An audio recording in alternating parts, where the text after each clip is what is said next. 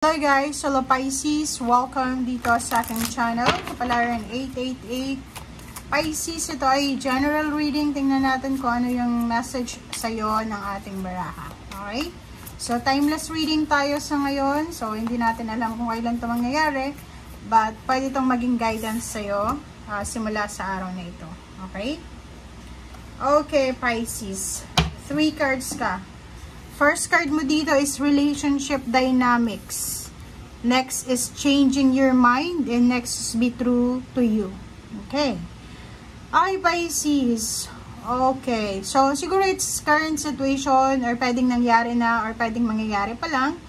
Sinasabi ng Barasio dito na posibleng sa usaping relationship, sa relationship dynamics ng buhay mo, pwedeng magbago ka ng mindset or parang biglang magbabago yung point of view mo sa pakikipagrelasyon, sa pakikipagkaibigan, or sa kung ano pa man. So, nakikita ko sa'yo dito na kailangan mong maging totoo sa sarili mo.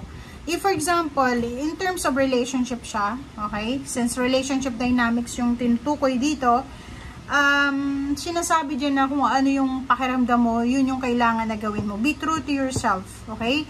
Maging totoo ka.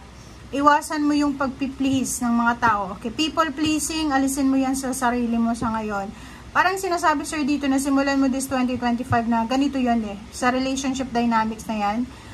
Make sure na baguhin mo na yung mindset mo kasi usually yung mga, or normal talaga sa mga Pisces na mahilig silang mag-please ng mga tao kasi ayaw nilang masabihin ng ganito ganyan, or empath sila, nararamdaman nila yung nararamdaman ng ibang tao, kaya nga mabilis silang maloko, ma-scam, mabilis silang mauto, or mabilis silang ma-manipulate. So dito sinasabi sa barahan na kung hindi ka masaya sa taong yan, let go. Kung hindi ka masaya sa relationship na yan, let go. Kung hindi ka masaya sa trabaho mo, end the contract. Kung hindi ka masaya sa environment mo, lumipat ka. Parang ganun lang yun, kasimple. Para iwas stress, iwas problema. Okay, Pisces. I hope na nakikita mo.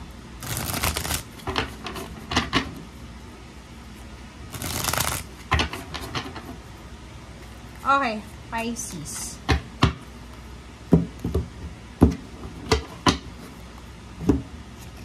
First card mo dito is reverse. Reverse na 9 of Swords. So, yung reverse na 9 of Swords is all about yung negative thoughts mo dito, yung sleepless nights. Diba? Pag ganito kasi, yung upright position, pwedeng, ito yung naranasan mo for almost 9 months or 9 weeks or 9 years, yung may insomnia ka, or hindi ka makatulog sa gabi, yung mabilis kang mainis, magalit, or parang medyo burden ka dito emotionally. But naka-reverse siya, sinasabi ng barahan na makaka-recover ka. It's all about recovery. Makaka-recover ka sa insomnia. Kung may insomnia ka, makaka-recover ka sa mga negative na pag-iisip na yan. Kasi yun nga, sinasabi sir dito, be true to yourself. Pag totoo ka talaga sa sarili mo, hindi mo kailangan magbalat kayo, hindi mo kailangan mag-please ng mga tao. Pag ayaw mo sa kanila, ayaw mo. Pag gusto mo, gusto mo. Parang ganun lang, kasimple ang buhay. Okay? So, dito sinasabi sa'yo na makaka-recover ka sa mga problema mo. Makaka-recover ka sa mga issues mo, emotional issues. Makaka-recover ka sa sobrang pag-iisip. Kasi nakikita ko sure dito na siguro for 9 years or 9 months, talagang yun yung struggle mo Yung kahit na hirap ka na, tumutulong ka pa rin kasi nga yun, people pleasing. Kahit na pagod ka na, hindi ka nagrereklamo. But dito nakikita ko, you will recover from that. Okay? Next card natin is 2 of Wands. And, diba? So, nakikita ko sir dito, yung mga financial problems, health problems na yan, meron ka na ditong options. So, ibig sabihin, merong solution. So, kung ano man itong pinagdadaanan mo or pinagdaanan mo dati na mga financial issues, physical health issues, ay posibleng meron ka ditong choices and decision. Or ibig sabihin, darating ang araw, Pisces, simula ngayon, na magiging sobrang wise ka. Hindi ka basta-basta yung dati na, yun, changing minds ka talaga. Hindi ka, yung mabilis ka lang mag-isip na parang, okay, eto, humihingi sa akin ng tulong, tutulong ako. ito yung gusto ko ngayon, gagawin ko. Hindi na. Ngayon, nakikita ko sa'yo dito na pag-iisipan mo lahat. Okay? Nakaplano lahat, or pwedeng hindi naman nakaplano, but nakikita ko na magiging sobrang wise, magiging sobrang diskarte ka na sa buhay. Okay? Wow! Pisces, congratulations dito sa card mo na to. Kasi etong card na tong 10 of Cups is all about emotional fulfillment, satisfaction, achievement. So, posibleng meron ka and your family na minamanifest is either new baby, new house, new residence, new zip code, travel, relocation, another member of the family, celebration, recognition, awards, rewards, lump sum of money, good luck, good fortune. Kung ano man yan na minamanifest ng family mo ay posibleng makuha mo siya. Okay? And, yun, 3 of Pentacles. So, nakikita ko sir dito na yun. May ibang Pisces dito na siguro maghahanap ng mga like-minded individuals or pwedeng mga partnerships sa business or pwedeng yung iba maghahanap kayo ng mga pwedeng negosyo na kailangan mag-invest or sisimulan, or yung iba yung gustong parang magpatayo ng bahay, bumili ng lupa, parang lumipat ng tirahan, parang gano'n. So, nakikita ko sir dito na nagtatanong-tanong ka, okay? Nagtatanong-tanong ka sa mga tao sa paligid mo.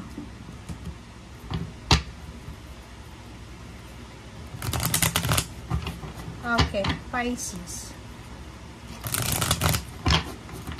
Pwedeng kung magpapatayo ka ng bahay, di ba, yung parang nagtatanong ka kung sino ba yung pwedeng engineer, yung construction company, parang ganun. So, yan ang nakikita natin.